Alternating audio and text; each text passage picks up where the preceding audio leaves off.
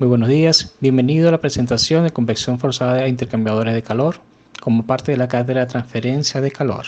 Quien les habla, su servidor Ronnie Garnica. El coeficiente convectivo de transferencia de calor, conocido con la letra H, es una tasa de transferencia que ocurre entre la superficie sólida y un fluido por unidad de superficie por unidad de diferencia de temperatura. Este coeficiente en sí no es una propiedad del fluido, sino que viene dado por varias características como son la geometría de la superficie, la naturaleza del movimiento del fluido, las propiedades en sí del fluido y la velocidad con la cual el fluido fluye a granel. Y también se puede dar por la fórmula de definición del número de Nusselt, en el cual el número de Nusselt es igual al coeficiente convectivo de transferencia de calor por el diámetro hidráulico del canal o el área de flujo entre el coeficiente de conductividad térmica del fluido. Y por despeje se puede calcular el valor del coeficiente convectivo de transferencia de calor. En cuanto a la transferencia de calor para flujos laminares y turbulentos en tubos circulares, tenemos lo siguiente. En este caso, en el flujo laminar, las partículas se mueven en direcciones paralelas formando capas y láminas y el fluido es uniforme y regular. En el caso de flujo turbulento, las partículas se mueven en forma desordenada en cada una de las direcciones. Es decir, es imposible conocer en este caso la trayectoria individual de cada partícula. Ahora, ¿cómo saber cuándo es un flujo laminar o es turbulento? Para en ese caso se utiliza el número de Reynolds, el cual viene dado por la velocidad en la cual se mueve el fluido, por la longitud característica entre la viscosidad cinemática del fluido. Si el valor del número de Reynolds es menor a 2000, el flujo se considera laminar. Si es mayor a 4000, se considera turbulento. Y si es igual a 2000, entonces se dice que es un valor crítico. En cuanto a la transferencia de calor para flujo turbulento en una placa plana, se tiene que hay cuatro áreas, cuatro partes en las cuales se divide la capa. Una primera capa llamada capa viscosa, que es dominada por la viscosidad molecular. Una segunda capa llamada capa turbulenta o capa de esfuerzo constante. Tenemos una tercera capa que va entre la capa viscosa y la capa turbulenta, que se llama capa de amortiguamiento o zona de transición, y una última capa que va hacia el exterior, que sigue la ley de alerta que formuló Coles, aunque esta capa casi no existe en condiciones de número de Reynolds.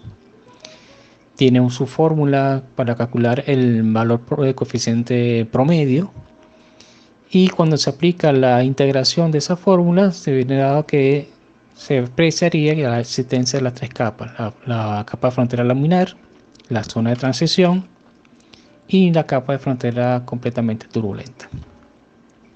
En cuanto a correlaciones de diseño para la transferencia de calor en convección forzada, tenemos que hay algunas geometrías que son las de más interés, que son las de cuando el flujo fluye dentro de un tubo, sobre una placa, a través de un tubo, sobre una esfera, a través de un tubo en forma de hélice o incluso a través de un haz de tubos.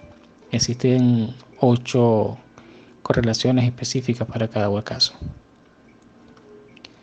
En cuanto a convección natural y forzada y combinada, tenemos que esta también se llama convección mixta y se da cuando ambos tipos de convecciones actúan juntos para transferir el calor.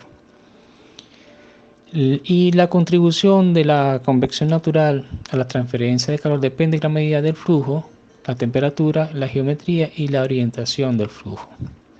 En este caso pueden ocurrir tres posibles opciones. Uno donde la transferencia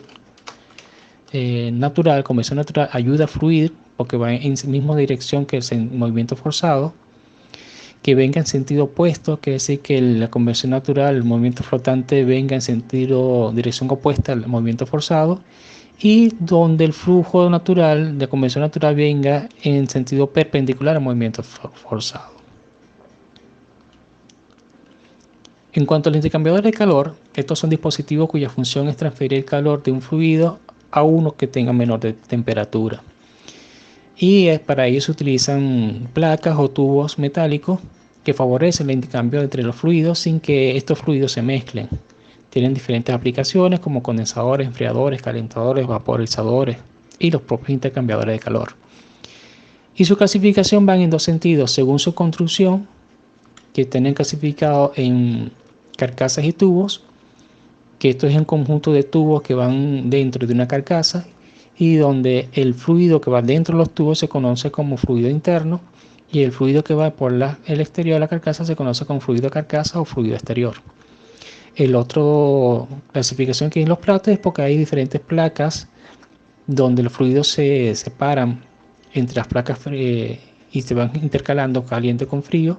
Y en este caso, este tipo de intercambiadores son mucho más eficientes que los de carcasa y tubo porque el área total de las placas es mucho mayor que en la de tubular. Y ahora los intercambiadores según su operación tenemos la de flujo cruzado, que es cuando el flujo hace un ángulo de 90 grados entre los flujos. Está el flujo paralelo cuando los fluidos van en la misma dirección y sentido. El contraflujo cuando los fluidos van en la misma dirección pero en sentidos contrarios. De un solo paso y de pasos múltiples cuando el fluido pasa una sola vez o varias veces por el espacio del intercambiador de calor. Y los regenerativos y no regenerativos, en este caso el fluido utilizado es el mismo. Puede ser un aceite que sirve para utiliza como caliente y frío. Aquí podemos ver el intercambiador de calor tubular, cómo es su funcionamiento en esta imagen iterativa. En conclusión, cuando hablamos de intercambiadores de calor se hace referencia a dispositivos que son ampliamente utilizados, que son de uso muy común. Los tenemos en los hogares en caso de las neveras, los aire acondicionados, los freezer. Y son equipos que se utilizan prácticamente en todas las industrias, desde la petrolera, petroquímica, nuclear hasta la alimenticia, textil, papelera, automovilística. Y de aquí la gran importancia que tienen estos equipos y la razón de su continuo mejoramiento, tanto en diseños como en su utilidad. Muchísimas gracias.